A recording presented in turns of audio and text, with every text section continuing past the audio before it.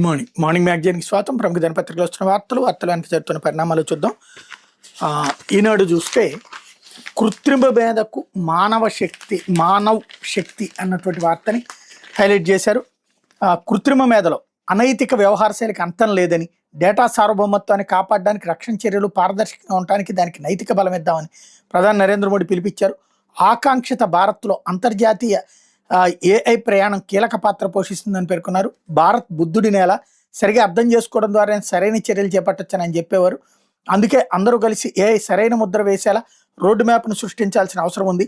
మనం సరైన ఉద్దేశంతో సరైన సమయంలో నిర్ణయాలు తీసుకున్నప్పుడే సరైన ఫలితం కనిపిస్తుందని మోడీ స్పష్టం చేశారు. ఇండియా ఇంపాక్ట్ సమ్మిట్ని గురువారం ఢిల్లీలోని భారత మండపంలో ఆయన ప్రారంభించారు. ఈ సందర్భంగా ఏఐ సక్రమ వినియోగానికి మానవ్ విజన్ని ఆవిష్కరించారు. అనంతరం దేశాధినేతల ప్లేనరీలో ప్రసంగించారు.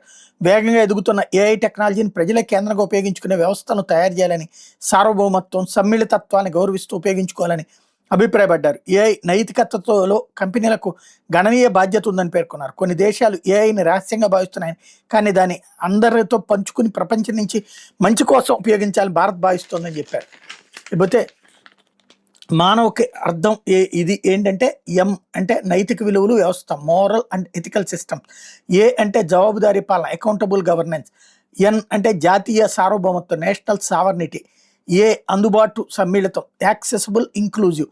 వి అంటే చెల్లుబాటు చట్టబద్ధత. మానవ్ అనేది భారతదేశంలో మనం వాడే పేరు, మనిషిని దానికి అర్థం వచ్చేలా తను ప్రతిపాదించినటువంటి మానవకి ప్రధాని మోడీ అర్థం చెప్పారు. ఇకపోతే ఎన్నాళ్ళి ఉచిత పంపకాలు అంటూ అన్నీ ఫ్రీగా ఇస్తుంటే ప్రజలు ఎందుకు పనిచేయాలి, రాష్ట్రాలు రెవెన్యూ లోట్లో ఉంటూ ఎలా అమలు చేస్తున్నాయి, డబ్బు ఎక్కడి నుంచి వస్తుంది, రోడ్లు ఆసుపత్రులు లాంటి సౌకర్యాలు కల్పించాల్సిన బాధ్యత లేదా రాష్ట్ర ప్రభుత్వాలకు సుప్రీంకోర్టు సీజే జస్టిస్ సూర్యకాంత్ సూటి ప్రశ్న. ఉదయం నుంచి అవసరమైనవి ఉచితంగా ఇచ్చుకుంటూ పోతే ప్రజలు ఎందుకు పనిచేయాలి, అన్నీ ఉచితంగా వస్తుంటే వాళ్ళు పనిచేయడం ఎక్కడి నుంచి నేర్చుకుంటారు, ఎన్నాళ్ళు ఉచిత పథకాల అమలు, ఇదేనా మనం చేసే జాతి నిర్మాణం, రాష్ట్ర ప్రభుత్వాలని దాదాపుగా రెవెన్యూ లోట్లోనే ఉన్నాయి, ఈ పథకాల అమలుకు డబ్బు ఎక్కడి నుంచి తెస్తున్నాయి, నెలవారీ ఆదాయంతో ఉద్యోగుల జీతాలు, ఉచిత పథకాల అమలు అన్న 2 పనులు తప్పితే మూడో పని చేసే స్థితిలో ప్రభుత్వాలు లేవు. ప్రభుత్వ బాధ్యత ఎంతవరకైనా ఉద్యోగ అవకాశాలు కల్పించి ఆత్మగౌరవంతో బతికే పరిస్థితి కల్పించడం కాదా అని సుప్రీంకోర్టు ప్రధాన న్యాయమూర్తి జస్టిస్ సూర్యకాంత్ రాష్ట్ర ప్రభుత్వాన్ని ప్రశ్నించారు. కేంద్ర ప్రభుత్వం కొత్తగా ప్రతిపాదించిన ఎలక్ట్రిసిటీ అమెండ్మెంట్ రూల్స్ 2024లోని రూల్ 23ను సవాల్ చేస్తూ తమిళనాడు పవర్ డిస్ట్రిబ్యూషన్ కార్పొరేషన్ దాఖలు చేసిన కేసు విచారణ సందర్భంగా సీజే ఈ వ్యాఖ్యలు చేశారు. 100 యూనిట్ల వరకు విద్యుత్తును ఉచితంగా ఇచ్చేందుకు తమిళనాడు ప్రభుత్వానికి నిధులు ఎక్కడి నుంచి వస్తున్నాయని ఆయన ఈ సందర్భంగా ప్రశ్నించారు.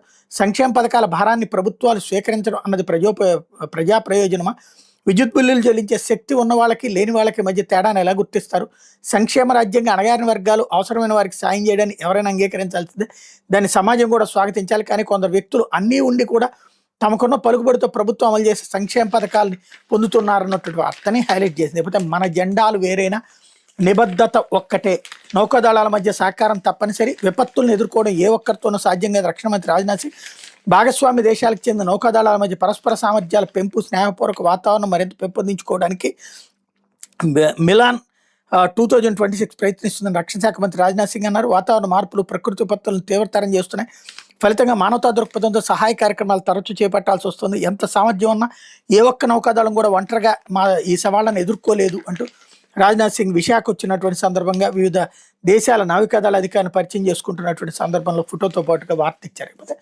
ఆపుతారా శ్రీవారి వైద్య సేవకులు, అవుతారా శ్రీవారి వైద్య సేవకులు అంటూ చికిత్స, బోధన, పరిశోధన రంగాల్లో నిష్ణాతులకు తిరుమల తిరుపతి దేవస్థానం ఆహ్వానం. నెలలో సగటున వారం రోజుల పాటు ఆసుపత్రుల్లో సేవలు. తిరుమల తిరుపతి దేవస్థానం ఆసుపత్రిలో శ్రీవారి వైద్య సేవకుల ద్వారా మెరుగైన సేవల వ్యవస్థీకరణకు తిరుమల తిరుపతి దేవస్థానం శ్రీకారం చుట్టింది. ఇప్పటి వరకు కొందరు వైద్యులు సేవాభావంతో ముందుకొచ్చి బార్డ్ స్విమ్స్ ఆసుపత్రిలో వైద్య సేవలు అందించేవారు. ఇకపై దేశ విదేశాల నుంచి నిష్ణాతులైన వైద్యులతో పాటు నర్సులు, టెక్నీషియన్ల సేవలను ఆహ్వానిస్తున్నారు. రోగులకు అధునాతన శస్త్రచికిత్సలు, బోధన పరిశోధనలు, అధ్యయన నిమిత్తం వాళ్ళకి రెడ్ కార్పెట్ పరుస్తున్నారు. ఇందుకు వాళ్ళతో పాటు కుటుంబ సభ్యులకు శ్రీవారి ప్రోటోకాల్ దర్శనం, వసతి, రవాణా తదితర సదుపాయాలు సమకూర్చబోతున్నారు. శ్రీవారి వైద్య సేవకులుగా నమోదు చేసుకునేందుకు తిరుమల తిరుపతి దేవస్థానం వెబ్సైట్లో వీలు కల్పించింది. త్వరలో యాప్ను అందుబాటులో తెస్తుంది. ఆ విభాగాల్లో అనుభవం, గుర్తింపు సాధించిన అవార్డుల గురించి వివరాలు, బోధన అనుభవాలు వెల్లడించాలి. టెక్నీషియన్లు, నర్సులు ఎలాంటి సేవలు అందించగలరనే విషయాలు తెలపాలి. నెలలో సగటున వారం రోజులు సేవలకు సమయం కేటాయించాలి. శ్రీవారి వైద్య సేవకు స్విమ్స్లో 2 ఉద్యోగులతో ప్రత్యేక సేవలు ఏర్పాటు చేశారన్నట్టు వార్తని హైలైట్ చేశారు. లేకపోతే చంద్రబాబు నిత్య మోసగాడు అంటూ ఎన్నికల మేనిఫెస్టో ఆయనకు చిత్తు కాగితం, బడ్జెట్లో అన్ని తప్పుడు లెక్కలు, చంద్రబాబు, పవన్, లోకేష్లు గాల్లోనే ఉంటున్నారు, క్రికెట్ మ్యాచ్ ఎక్కడ టీవీలో చూడలేరా మాజీ ముఖ్యమంత్రి జగన్, చంద్రబాబు నిత్య మోసగాడు, వంచకుడు అని మాజీ ముఖ్యమంత్రి జగన్ విమర్శించారు. ఎన్నికల మేనిఫెస్టో అంటే చిత్తు కాగితం అని 2 ఏళ్లలో ప్రవేశపెట్టిన బడ్జెట్లతో చంద్రబాబు నిరూపించారని ఆరోపించారు. ప్రతి నెల పింఛన్ల పంపిణీ పేరుతో బహిరంగ సభ పెడుతున్నారు, ఒక్కో సభకి 25,000 చొప్పున పింఛన్ల కోత పెడుతున్నాను ధ్వజమెత్తారన్నటువంటి వార్తని హైలైట్ చేశారు. అదే సందర్భంలో జగన్ ఒరిజినల్ నేరస్తుడు అంటూ తన నేరాన్ని కప్పుచ్చుకునేందుకు మిత్రులపై బురద, కల్తీ నెయ్యి పాపం నుంచి దృష్టి మరల్చేందుకు హెరిటేజ్పై దుష్ప్రచారం, సొంత ఖర్చులతో క్రికెట్ చూడడానికి వెళ్తే మీకే నొప్పి హోంమంత్రి ఎంత ధ్వజం, వైకాపా అధినేత జగన్మోహన్ రెడ్డి నేరాలు చేయడం అలవాటుగా మారిన వ్యక్తి అని హోంమంత్రి ఎంత ధ్వజం ఎత్తారు. ఆయన ఒరిజినల్గా క్రిమినల్ మనస్తత్వం అని ఎప్పుడు నేరపూరితంగానే ఆలోచిస్తారని మండిపడ్డారన్నటువంటి వార్తని హైలైట్ చేశారు. అయితే పోలీసులపై రాంబాబు చిందులు అంటూ అంతు చూస్తానంటూ ఎస్ఐకి హెచ్చరికలు, రాజమహేంద్రవరం గుంటూరులో వాహనాలతో హైడ్రామా, మాజీ మంత్రి అంబటి రాంబాబు మరోమారు రెచ్చిపోయారు. విధుల్లో ఉన్న పోలీసుల పట్ల అంబటి ఆయన అనుచరులు వీరంగం చేశారు. అధికారంలో ఉండగా సత్తెనపల్లిలో సంక్రాంతి సంబరాలకు పింఛన్దారుల నుంచి డబ్బులు వసూలు చేసి లాటరీ టికెట్లు అంటగట్టిన కేసులు రాంబాబుకి బెయిల్ మంజూరైన విషయం తెలిసిందే. రాజమహేంద్రవరం జైలు నుండి బుధవారం విడుదలైన ఆయన రాత్రి నగరంలోని జక్కంపూడి గణేష్ ఇంట్లో బస్ చేశారు. గురువారం ఉదయం రాజమహేంద్రవరం నుంచి గుంటూరులో నివాసానికి కార్లు, బైకులతో ర్యాలీగా బయలుదేరేందుకు ప్రయత్నించారు. సెక్షన్ 30 అమల్లో ఉన్నందున ర్యాలీలు చేపట్టద్దని 4-5 కార్లను వెళ్ళిపోవాలని పోలీసులు రాంబాబుకు నోటీసులు ఇచ్చారు. దీంతో ఆయన ఆగ్రహంతో ఊగిపోయారు. అలాగైతే పాదయాత్ర చేస్తుంటే బంకు పట్టుబట్టారు. అనంతరం పోలీసులు ఎదుటి 4-5 కార్లతో బయలుదేరి తర్వాత 20 కార్లతో అలా ముందుకు వెళ్ళారు అన్నటువంటి వార్తని హైలైట్ చేశారు. లేకపోతే హెరిటేజ్పై వ్యతిరేక వార్త కథనాలు తక్షణం తొలగించండి, సాక్షి మీడియా, సామాజిక మాధ్యమాలకు ఢిల్లీ హైకోర్టు ఆదేశం, 100 కోట్ల పరువు నష్టం దావాలో మధ్యంతర ఉత్తర్వులు అన్నటువంటి వార్తని హైలైట్ చేశారు. ప్రముఖ పాల ఉత్పత్తుల సంస్థ హెరిటేజ్కు వ్యతిరేకంగా ప్రసారం చేసిన కథనాలు వెంటనే తొలగించాలని ఢిల్లీ హైకోర్టు సాక్షి మీడియా, ఇతర సామాజిక మాధ్యమాలను ఆదేశించి తిరుమల తిరుపతి దేవస్థానం నెయ్యి కుంభకోణం నిందితులుగా ఉన్న Bholebaba organic dairy milk private limited సంస్థను, తమతో వ్యాపార భాగస్వామి నడుస్తున్న డోల్పూర్లోని బోలేబాబా మిల్క్ ఫుడ్ సంస్థను 2 ఒక్కటిగా కుట్రపూరితంగా ప్రచారం చేస్తూ ప్రతిష్టకు భంగం కలిగిస్తున్న సాక్షి మీడియా సంస్థలు దాని యాజమాన్యంపై చర్యలు తీసుకోవాలంటే హెరిటేజ్ సంస్థ వేసిన 100 కోట్ల పరువు నష్టంపై గురువారం విచారణ చేసి మినీ పుష్కరణ ఈ మేరకు ఉత్తర్వులు జారీ చేశారు. హెరిటేజ్ సంస్థ తరపున సీనియర్ న్యాయవాది సందీప్ సేది చేసిన వాదనలు పరిగణలోకి తీసుకుని న్యాయమూర్తి సాక్షి పత్రిక, వెబ్సైట్, టీవీ ఛానల్, సాక్షి సామాజిక మాధ్యమ హ్యాండిల్స్తో పాటు హెరిటేజ్పై అనుచిత కథనాలు అప్లోడ్ చేసిన మిగతా సంస్థలను 24 గంటలలోపు తొలగించాలని న్యాయమూర్తి ఆదేశించారు. బోలేబాబా అంశంలో హెరిటేజ్కి వ్యతిరేకంగా పోస్టులు, పరువు నష్టం కలిగించే అంశాలు, అసత్య వార్తలు ప్రచారం చేయడంలో సాక్షి మీడియా సంస్థలతో పాటు అందరూ సమయం పాటించాలని నిర్దేశించారు. హెరిటేజ్ పరువుకు భంగం కలిగించేలా సాక్షులు ఈ నెల 14న ప్రచురించిన కథనాలను, ఇతర కంటెంట్కు సంబంధించిన లింకులను తొలగించాలని సామాజిక మాధ్యమ సంస్థలు మెటా, ఎక్స్, గూగుల్ను ఆదేశించారు. ఆ లింకులను కూడా ఉత్తర్వులో ప్రస్తావించారు. వాటి చలామణి నియంత్రించాలని నిర్దేశించారు. ఇందులో ప్రతివాదులుగా ఉన్న జగతి పబ్లికేషన్ లిమిటెడ్, దాని chairperson YS Bharathi Reddy, chief editor are Dhananjaya Reddy, Indira television limited, కేంద్ర ఎలక్ట్రానిక్స్ ఐటీ శాఖ, మెటా ప్లాట్ఫామ్స్, ఎక్స్, గూగుల్ సంస్థలు నోటీసులు జారీ చేస్తూ విచారణ జూలై 9కి వాయిదా వేశారు. తిరుమల తిరుపతి దేవస్థానం నెయ్యి కుంభకోణంలో నిందితుల జాబితాలోని Bholebaba organic dairy milk private limited సంస్థను, తమతో వ్యాపార సంబంధం ఉన్న బోలేబాబా మిల్క్ ఫుడ్ సంస్థను ఒక్కటిగా చూపి తద్వారా తమ ప్రతిష్టకు భంగం కలిగించేలా సాక్షి కుట్రపూర్తంగా వార్తను ప్రసారం చేసిన హెరిటేజ్ సంస్థ తన పరువు నష్టం దావాలో పేర్కొంది. ఆ 2 సంస్థలు వేరువేరు అని చెప్పేందుకు అవసరమైన సాక్ష్యాధారాలన్నింటినీ జత చేసింది అన్నటువంటి వార్తని హైలైట్ చేశారు. అయితే తాజా ఆరోగ్యకరమైన పాల ఉత్పత్తులే హెరిటేజ్ వాగ్దానం, 25 రకాల నాణ్యతా పరీక్షలు దాటాక బయటికి పాడి రైతులను శక్తివంతులుగా చేయడమే మా బాధ్యత, ఎక్స్లో వీడియో విడుదల చేసిన సంస్థ managing trustee Nara Bhuvaneswari. Heritage ఫుడ్స్లో తయారయ్యే ప్రతి ఉత్పత్తి 25 రకాల నాణ్యతా పరీక్షలు దాటాక బయటకు వస్తుందని, తర్వాత వినియోగదారులు ఇంటికి చేరుతుందని సంస్థ మేనేజింగ్ ట్రస్టీ ఎండి నారా భువనేశ్వర్ తెలిపారు. 33 ఏళ్లుగా తాజా ఆరోగ్యకరమైన పాల ఉత్పత్తులు అందిస్తూ పాడి రైతుకు సాధికారత కల్పించడమే లక్ష్యంగా పనిచేస్తున్నామని చెప్పారు. హెరిటేజ్ వాగ్దానం పేరుతో గురువారం ఎక్స్లో ఆమె వీడియో రిలీజ్ చేశారన్నటువంటి వార్తని హైలైట్ చేశారు.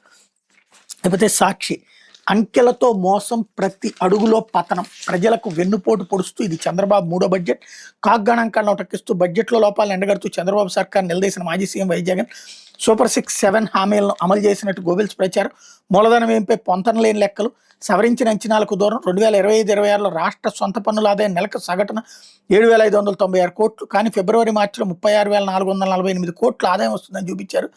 రాష్ట్ర వృద్ధి రేటు పెరిగితే ఆ స్థాయిలో ప్రజల తలసరి ఆదాయం ఎందుకు పెరగడం లేదు? రాష్ట్ర సొంత పన్నుల ఆదాయంలో 1.97% వృద్ధితో దేశంలో అట్టడుగున 22వ స్థానంలో ఆంధ్రప్రదేశ్. దేశం పన్నుల ఆదాయం 9.64% సాధిస్తేనే జీడీపీ 8-9% వృద్ధి నమోదు చేస్తుంది. మరి కేవలం 1.97 వృద్ధితో రాష్ట్ర జీఎస్డీపీ ఏకంగా 11.75%, 10.75% ఎలా వస్తుంది? మోసపూరిత అంకెలతో బాబు తన డప్పు తానే కొట్టుకుంటున్నారు. కాగ్ నుంచి బడ్జెట్ డాక్యుమెంట్స్ వరకు ప్రభుత్వ లెక్కలన్నీ 2023-24 నాటికి రాష్ట్ర అప్పులు 7,21,917 కోట్లేనని చెప్తున్నాయి. అయినా సరే అప్పులపై చంద్రబాబు దుష్ప్రచారం, గత ప్రభుత్వం 9.74 లక్షల కోట్ల అప్పులు మిగిల్చిపోయిందంటూ పచ్చి అబద్ధాలు అన్నటువంటి వార్తని హైలైట్ చేశారు. లేకపోతే సూపర్ 6 అట్టర్ ఫ్లాప్ అంటూ మూడో బడ్జెట్లోనూ కనిపించిన నిరుద్యోగ భృతి, ఆడబిడ్డ నిధి, ఎస్సీ ఎస్టీ బీసీ మైనార్టీలకు 50 ఏళ్ళకి పెంచిన హామీలు, నిరుద్యోగ భృతి కింద 21,600 కోట్ల ఎగనామం, ప్రతి నిరుద్యోగికి 1.08 లక్షల బాకీ, ఆడబిడ్డ నిధి కింద 18 నుంచి 60 ఏళ్ళు అక్క చెల్లెమ్మలకు 97,200 కోట్లు బాకీ, ప్రతి అక్క చెల్లెమ్మకు 54,000 మోసం, 50 ఏళ్ళు నిండిన ప్రతి ఎస్సీ ఎస్టీ బీసీ మైనార్టీకి 1.44 లక్షల బాకీ, తల్లికి వందనం కాదు తల్లికి వంచన పథకంగా మార్చారు, ఉచిత గ్యాస్ సిలిండర్లు, ఉచిత బస్సు, ఇలా ఏ పథకం చూసినా మోసమే, అన్నదాత సుఖీభవ అంటూ రైతులను ఎత్తున టోపి, వైఎస్ జగన్ ధ్వజం అన్నటువంటిది హైలైట్ చేశారు. అయితే బాబుదే కల్తీ పాపం, ఇవిగో ఆధారాలు, నెయ్యి ట్యాంకర్ రిజెక్ట్ కావడం, వాటినే తిరిగి వినియోగించడం, చంద్రబాబు సీఎంగా ఉన్నప్పుడే అయినా వైఎస్ఆర్సీపీ బురజాలడం ఏంటి, 200 నుంచి 300 రూపాయల కిలో నెయ్యి వస్తుందంటూ విష ప్రచారం చేసి ఎవరిని టెండర్లో పాల్గొనకుండా బాబు భయపెట్టాడు. ఆ తర్వాత హెరిటేజ్ అనుబంధ సంస్థలతో రెట్టింపు రేట్లతో టెండర్ వేయిస్తున్నాడు. ఇందాపూర్ డైరీ హెరిటేజ్కి మ్యానుఫ్యాక్చరింగ్ యూనిట్ కాదా? ఇదే విషయాన్ని హెరిటేజ్ తన అఫీషియల్ వెబ్సైట్లో పేర్కొంది. దీనిపై దుమారం రేగడంతో వెబ్సైట్లో ఎడిట్ చేసి కో మ్యానుఫ్యాక్చరింగ్ యూనిట్ అంటూ మార్చేసింది. 2014-19 మధ్య ఇందాపూర్ టీటీడీకి కిలో నెయ్యి 270కి సరఫరా చేసింది. ఇప్పుడు ఏకంగా టెండర్లో మళ్ళీ కిలో నెయ్యి 658 కోట్ చేసింది. ఏఆర్ డైరీ 2024 జూన్ జూలైలో 8 ట్యాంకర్ల నెయ్యిని సరఫరా చేసింది. 2024 జూలై 6-12 వచ్చిన 4 ట్యాంకర్లు టీటీడీ రిజెక్ట్ చేసి వెనక్కి పంపిస్తే వాటి ఆగస్టు సెప్టెంబర్లో మళ్ళీ టీటీడీలోకి తీసుకొచ్చి వినియోగించారు. ఇది సాక్షాత్తు సిబిఐ సిట్ ఛార్జ్ షీట్లో పేర్కొంది. బాబు భగవంతుడితో ఆటలాడాలని చూశాడు, ఆ దేవుడే మొట్టికాయలు వేశాడు. ఈ సాక్ష్యాలను చూసి ప్రజలే చంద్రబాబు నిజ స్వరూపాన్ని నిర్ధారించాలని జగన్ విజ్ఞప్తి అన్నటువంటిది హైలైట్ చేశారు. లేకపోతే ఏఐకి మానవ విజన్ ఇక్కడ కూడా హైలైట్ చేశారు. మరి మండలిలో హెరిటేజ్ మంటలు, ఇందాపూర్ హెరిటేజ్ బంధంపై చర్చకు వైఎస్ఆర్సీపీ సభ్యులు పట్టు, ఎదురుదాడికి దిగిన పాలకపక్షం ఆధారాలు తెస్తే 100 రోజులేం చర్చిస్తామని అచ్చెన్నాయుడు. ఆధారాలు ఇవిగో చర్చకు సిద్ధమా అని విపక్ష నేత బొత్స సవాల్, 3వ రోజు స్తంభించిన పెద్దల సభ అన్నటువంటిది హైలైట్ చేశారు. శ్రీవారి లడ్డు నెయ్యిపై అబద్ధాలు చెప్పి కోట్లాది మంది శ్రీవారి భక్తుల మనోభావాలు దెబ్బతీసినందుకు చంద్రబాబు ఎందుకు క్షమాపణ చెప్పరు? హెరిటేజ్ డైరీకి ఇందాపూర్ డైరీకి ఉన్న లింకులపై ప్రశ్నిస్తూ ఉలికెందుకు? ఏ తప్పు చేయకపోతే హెరిటేజ్ వెబ్సైట్ ఎందుకు మార్చారు? మండలిలో దీనిపై చర్చ జరగాల్సిన విపక్ష నేత బొత్స డిమాండ్ చేశారన్నటువంటి హైలైట్ చేశారు. అయితే కేంద్ర మంత్రి రామ్మోహన్ రాజీనామా చేయాలి, అజిత్ పవార్ విమాన ప్రమాదమైన కుట్రకోణం, బీఎస్ఆర్ యాజమాన్యంతో టీడీపీ నేతలు చీకటి బంధం, 35 కోట్ల విలువైన విమానానికి 265 కోట్ల బీమా వెనక మర్మం ఏంటి? మహారాష్ట్ర ఎన్సీపీ ఎమ్మెల్యే రోహిత్ పవార్ అన్నటువంటి హైలైట్ చేశారు. ఇది చాలా సంచలనాత్మకమైన విషయం. 35 కోట్ల విమానానికి 265 కోట్లు ఇన్సూరెన్స్ చేశారంటే ఇప్పుడు చనిపోయినటువంటి వాళ్ళకి పరిహారం కూడా ఇప్పుడు ఇన్సూరెన్స్ వేస్తుంది. 265 కోట్లు ఇప్పుడు వాళ్ళు సంపాదిస్తున్నట్టు. ఇది చాలా విచిత్రంగా ఉంది, సీరియస్ ఆరోపణ ఇది. అయితే ఫ్లీట్ ఫిదా అంటూ సాగర తీరంలో ప్రపంచ విన్యాసం, అట్టహాసంగా ఇంటర్నేషనల్ సిటీ పెరేడ్, యుద్ధ విన్యాసాల ప్రదర్శనతో సత్తాచాటి నౌకాదళం, విశాఖ తీరంలో దేశ విదేశాల కళావైభవ ప్రదర్శన, సిటీ పెరేడ్తో పులకించిన విశ్వనగరం, కవాత్తో విదేశీ రక్షణ బృందాలు, జనసంద్రమైన ఆర్కే బీచ్ అన్నటువంటిది హైలైట్ చేశారు. అయితే భారత్ నమ్మకమైన విశ్వమిత్ర సముద్ర సవాళ్లపై ప్రపంచ దేశాలు ఏకం కావాలి. సాగర జలాల్లో తీవ్రవాదం, అక్రమ రవాణా, పైరసీ పెరుగుతున్నాయి. శాంతి స్థాపన కోసం అన్క్లాస్ చట్టాన్ని బలోపేతం చేయాల్సింది. అంతర్జాతీయ మ్యారిటైమ్ సెమినార్ ప్రారంభోత్సవం రక్షణ మంత్రి రాజ్నాథ్ సింగ్, విశాఖలో మిలాన్ 2026 సదస్సు ముఖ్య అతిథిగా రక్షణ మంత్రి, ఆసియాన్ దేశాలతో ప్రత్యేకంగా భేటీ అన్నటువంటిది హైలైట్ చేశారు. లేకపోతే ఇంజనీరింగ్ కళాశాలపై వైఎస్ రాజశేఖర రెడ్డి పేరు తొలగింపు, ప్రభుత్వ పెద్దలను ప్రసన్నం చేసుకోవడానికి ఆచార్య నాగార్జున యూనివర్సిటీ తాత్కాలిక పాలకులు అనుసరిస్తున్న విధానాలు విద్యావేత్తలు మేధావులను విస్మయానికి గురి చేస్తున్నాయి. అధికార పార్టీ నేతల ప్రాపకం కోసం నాడు వర్సిటీలోని వైఎస్ రాజశేఖర రెడ్డి విగ్రహాన్ని తొలగించిన పాలకులు నేడు ఇంజనీరింగ్ కళాశాలపై ఉన్న మహానేత పేరును తొలగించి వివాదాలకు తెరలేపారు. వివరాల్లోకి వెళ్తే doctor YS Rajasekhara Reddy engineering and technology కళాశాలకు కొనసాగుతున్న పేరును మార్చాలని టీడీపీ విద్యార్థి విభాగమైనటువంటి టీఎన్ఎస్ఎఫ్ నాయకులు బుధవారం వర్సిటీ ఇన్ఛార్జ్ వీసీ ఆచార్య గంగాధరరావును కోరారు. వాళ్ళు కోరిన 24 గంటలు గురువారం క్రేన్ను రప్పించి ఇంజనీరింగ్ కాలేజీ మీద ఉన్న డాక్టర్ వైఎస్ రాజశేఖర రెడ్డి పేరును తొలగించడం వర్సిటీలో తీవ్ర చర్చనీయాంశంగా మారింది. కళాశాలకు డాక్టర్ వైఎస్ రాజశేఖర రెడ్డి పేరు తొలగించడం దుర్మార్గపు చర్య అని వైఎస్ఆర్సీపీ విద్యార్థి విభాగం రాష్ట్ర వర్కింగ్ ప్రెసిడెంట్ ఏ రవిచంద్ర మండిపడ్డారన్నటువంటిది హైలైట్ చేశారు. అయితే అనాథలా ముగిసిన మృగాడి కథ, చస్తే పాడిమోయడానికి నలుగురు సంపాదించుకోవాలంటారు పెద్దలు, అయితే నలుగురిని కూడా సంపాదించుకోలేక ఊరి జనం దగ్గర చీకొట్టించుకుని కుటుంబ సభ్యులు పట్టించుకోకపోవడంతో మృగాడు కులవర్ధన్ కథ గురువారం రాత్రి అనాథ సేవన రూపంలో ముగిసింది. రాష్ట్రంలో తీవ్ర సంచలనం రేకెత్తించిన మదనపల్లి పట్టణం నీరుగుట్టు వారిపల్లిలో 3 రోజుల క్రితం 7 ఏళ్ల బాలికపై హత్యాచారం అనంతరం బుధవారం కురబలకోట మండలంలోని కనసాని వారిపల్లి వద్ద చెరువులో శవమైతే మృగాడి మృతదేహాన్ని జిల్లా ఆసుపత్రి మార్చురికి ముదివేడి పోలీసులు తరలించి పోస్టుమార్టం నిర్వహించారు.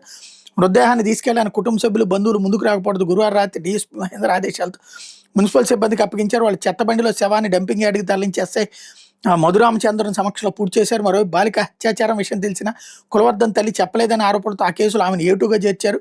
ఈ క్రమంలో ఆమెను ఆయా విధుల నుంచి తొలగించినట్టు వెంకటేశ్వరపురం ప్రభుత్వ స్కూల్ వచ్చి మీడియాకి తెలిపారు. మరోవైపు బాలిక హత్యాచార నేపథ్యంలో ఆందోళన చేపట్టిన వాళ్ళు 50 మందికి మదనపల్లి డీఎస్పీ మహేంద్ర గురువారం రాత్రి 41 నోటీసులు జారీ చేశారు అన్నట్టు హైలైట్ చేశారు. లేకపోతే ఆంధ్రజ్యోతి వచ్చేటప్పటికి